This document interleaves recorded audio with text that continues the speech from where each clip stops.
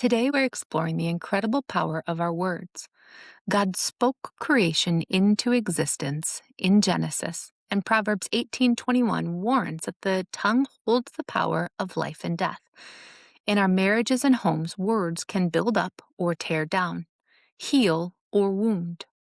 We'll look at how cultural trends and social media have watered down language, why sarcasm and exaggeration erode trust, and how your brain's reticular activating system filters reality based on the words you speak about yourself, your spouse, and your circumstances.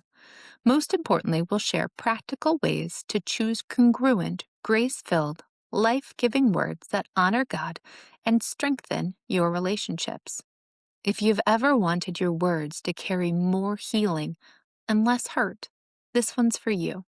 Hey, friend, welcome to Forward Path with Melissa, Life and Marriage God's Way.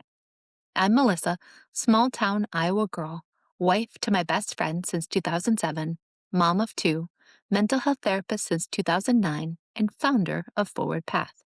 I'm forever grateful that God took a shy, insecure kid and showed her who she really is in Him, giving her just enough humble confidence to stand for what's true, because that changed everything.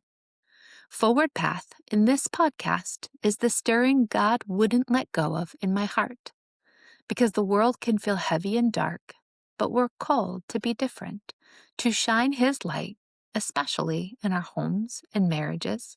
So every week we're going to open scripture, pull from real life counseling experience, coaching knowledge, and talk honestly about the messy and the beautiful, how to disagree well, love deeply, heal, parent with purpose, and keep walking forward with Jesus. Because your growth isn't just about you. It's about glorifying the one who designed it all.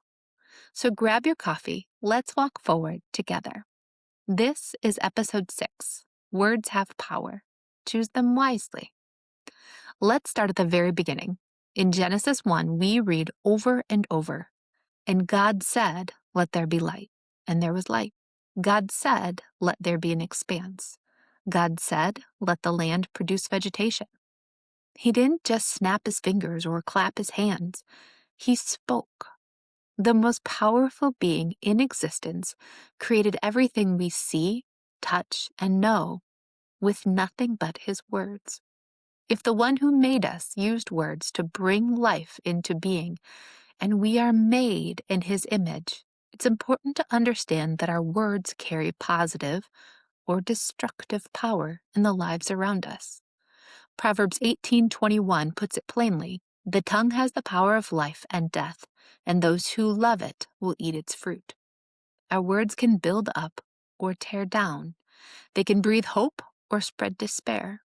They can heal wounds or open new ones.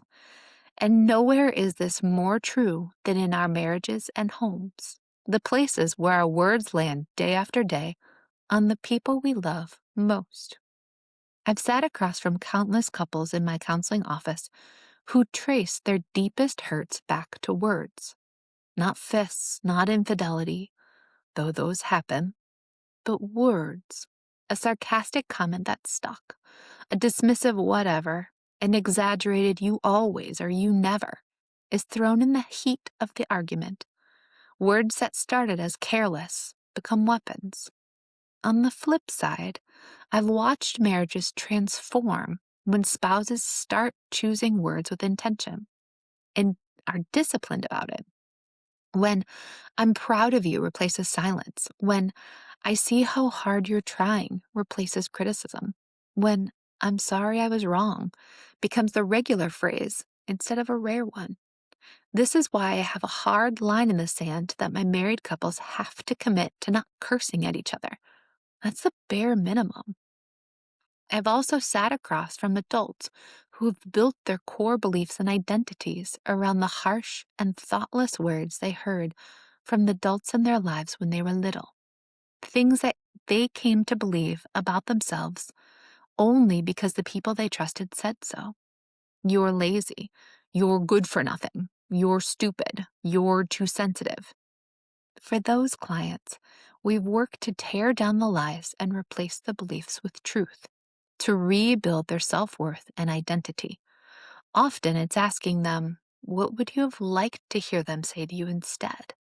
Healing the wounds with a new set of words. So today, let's talk about how to steward the power of those words well. First, let's acknowledge something. The meaning and weight of words have shifted in our culture. Certain words get hijacked or watered down by trends. Think about love. We say we love our spouse, but we also love tacos and that new song on the radio and our fuzzy socks. And love has also inaccurately come to mean acceptance of all things. Or awesome used to mean awe-inspiring. That's why we describe God as awesome. Now, it describes everything from coffee to a new pair of shoes. And it even gets used to describe our disgust. Awesome. Trauma gets thrown around casually when it once described deep, life-altering wounds. This has also happened with empathy, validation, toxic, narcissist, and gaslighting. When words lose their precision, they lose their power. We start speaking in exaggeration or cliche, and the real meaning gets buried. We stop understanding one another when we're operating under different definitions. While there have always been slang and trends in our language, I do think one reason for the exaggerated language is the use of text and social media. For one, it's hard to convey tone and emotion in short written form, so the tendency is to exaggerate to get our point across. In addition, we tend to want audience and accolades and support, so again, exaggeration. For example, if someone asked how your day went and the truthful answer was, maybe it was challenging, but that gets turned into, it was awful, terrible, worst day ever. As believers, we're called to something different. Colossians 4:6 says, let your conversation be always full of grace, seasoned with salt, so that you may know how to answer everyone. Grace-filled, flavorful, careful words.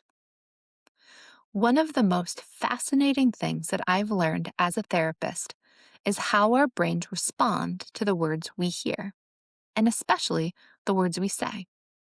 There's a part of our brain called the Reticular Activating System, or RAS. I've explained this in a previous episode, but I'll go over it again because it's so amazing and important to understand. Think of it as your brain's command center or gatekeeper.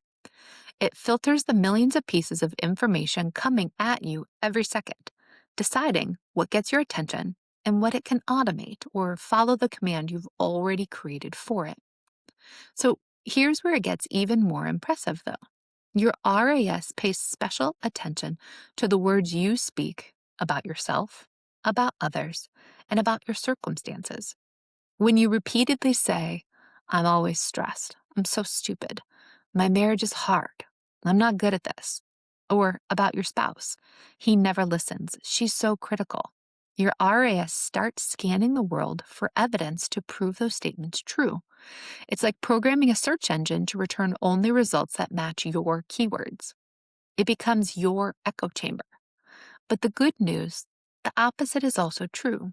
When you choose words like, I'm growing, God is working in my marriage, I'm becoming more patient, my spouse has a good heart, your RAS starts highlighting evidence of those truths. It doesn't ignore the hard thing, but it stops magnifying them and starts noticing the good. I had a client once who acknowledged she called herself names she would never dream of calling other people. She was her own worst critic, like many people are. But to make it worse, the statements weren't even factually true. She'd say, I'm so stupid, if she happened to drop something, or I'm such a fat cow, if she skipped a workout. We started out by having her call herself the nickname her grandma used to call her. She loved her grandma and described her as positive and caring. My client couldn't imagine connecting the nickname with the harsh things she called herself. That one shift helped her to be kinder and more gentle to herself. I had another client once who came in feeling completely stuck in her marriage. Every session, she'd say, "He's just so distant, nothing's ever going to change." After several sessions, I challenged her to replace her thoughts with something that she believed was still factual and something we were working on, but also more positive about the situation. Instead, when she felt that thought rising, she'd replace it with, "I will look for things and ways to connect. I'm trusting God's timing." It wasn't magic, but her perception started shifting. She began initiating connection without resentment and noticing small moments of connection from her husband that she'd previously overlooked. Her tone softened, hope crept in, and slowly the atmosphere in their home began to change. Your words shape your reality because they shape what your brain chooses to see. This brings us to the concept of congruence, saying what you mean and meaning what you say. Let's think of the phrase, "it's fine," which means acceptable or okay, but can turn into, "it's fine," meaning sadness and wanting reassurance, or "it's fine," meaning I'm mad, but I don't want to discuss it anymore. Your words say one thing, your tone and body says another. They have to become detectives, reading between the lines and interpreting sighs and silences. These are the kinds of things that make couples describe marriage as hard work. And it can also lead couples to stop communicating because it's too complicated to play the game. Sarcasm is also a lack of congruence. When we say one thing but mean the opposite, often with that sharp edge or exaggerated tone. Our words and our true intent don't match. There's a disconnect between what's said and what's felt. And over time, that disconnect quietly damages trust and emotional safety in a relationship. So here's why sarcasm, even when it's playful or just our sense of humor, can be deeply harmful, especially in marriage and our home. 1, it undermines honest communication. Sarcasm trains both partners to question what's real.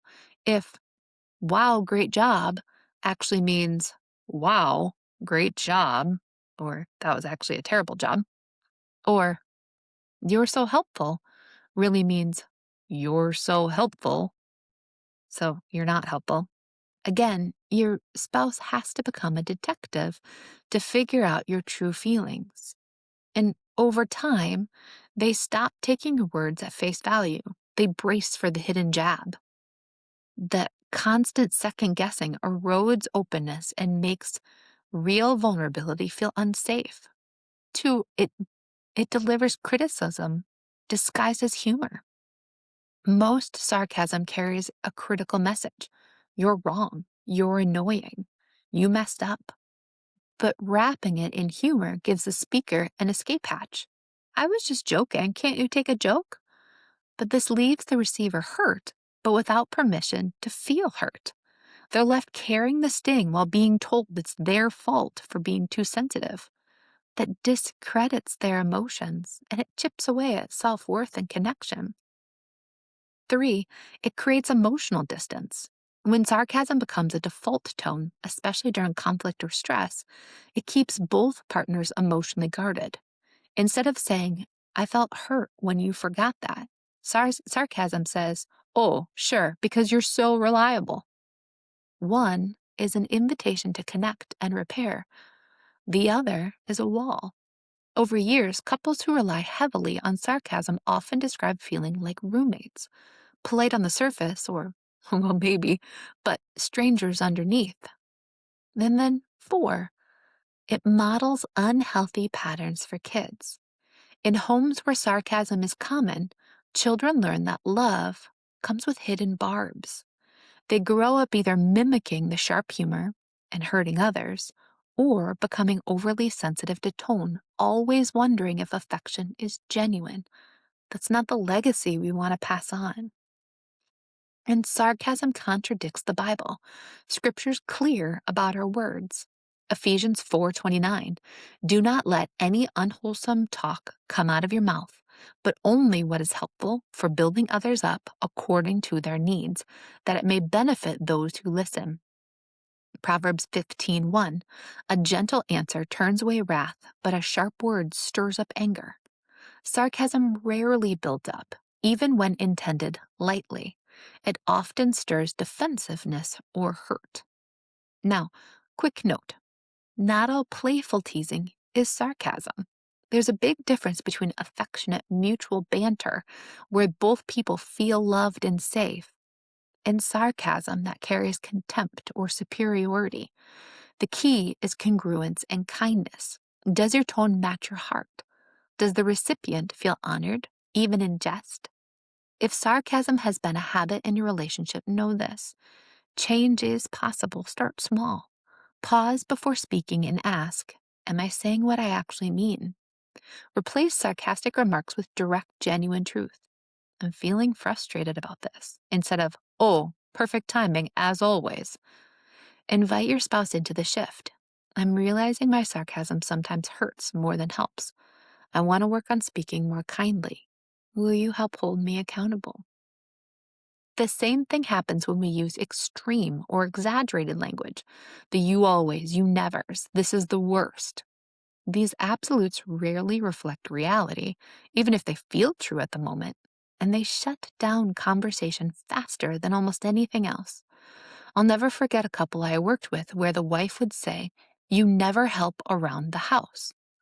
The husband felt defeated before the discussion even started, because he did help, and sometimes a lot, but never made him feel defensive, and the actual problem wasn't addressed.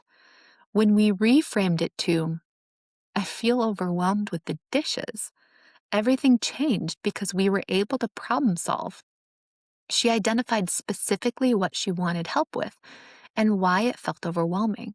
He didn't feel defensive and wanted to solve the issue. At the same time, honest communication doesn't mean unfiltered or lacking tact. You can be truthful and kind at the same time. Ephesians.4:15 calls it speaking the truth in love. Not speaking whatever pops into your head just because I'm just being honest. Also, not sugarcoating hard things to avoid conflict, but choosing words that are both true and loving. So here's a practical tool I give clients. Before speaking, especially in tense moments, ask yourself 3 quick questions. Is this true?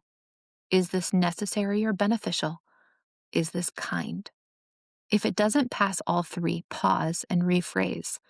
This applies not just to your spouse, but to how you speak to friends, about others, the social media response, and maybe most importantly, to yourself. The words you say in your head about yourself matter deeply. Calling yourself stupid, failure, too much, or not enough, day after day, shapes how you see yourself and how you show up in your relationships. But when you start speaking God's truth over yourself, I am loved, I am forgiven, I am capable of growth, God has a plan for me, something shifts. You begin to live from a place of security instead of shame. And that security in yourself makes you safer, more loving, a better spouse, parent, friend, and coworker. Let me leave you with this. James 3 compares the tongue to a small rudder that steers a huge ship, or a spark that can set an entire forest on fire. Small thing, massive impact. Your words in your marriage and relationships are either building something beautiful or are slowly burning it down. Choose precise words, truthful words. Speak to your spouse the way you want them to speak to you on your hardest day. Speak to yourself the way your loving Father in heaven speaks to you. Because words have power, and you get to choose how that power is used. That's all for today, friend. Thank you for walking this stretch of the path with me. If today's episode encouraged you even a little, would you do 2 quick things? Hit subscribe or follow in your podcast app or on the YouTube channel so you never miss an episode, and share it with one friend who needs it. That's the easiest way this light keeps spreading. If you want to go deeper, check out my courses, coaching, or join the Forward Path with Melissa community. It's where the real growth happens between episodes. Inside, you'll get weekly live question and answer where we'll discuss that week's podcast episode together, daily prompts for your faith, marriage, and purpose, and then quarterly group coaching workshops going over my coaching programs. A private community of like-minded Christians cheering each other on, so you can head to melissagendreau.com or check the show notes for the link. I can't wait to see you in there. You can also find me on Instagram, Facebook, and YouTube at Forward Path with Melissa. Sign up for my email so nothing good gets past you. Until next Monday, keep shining, keep growing, and keep moving forward God's way. See you soon, and God bless.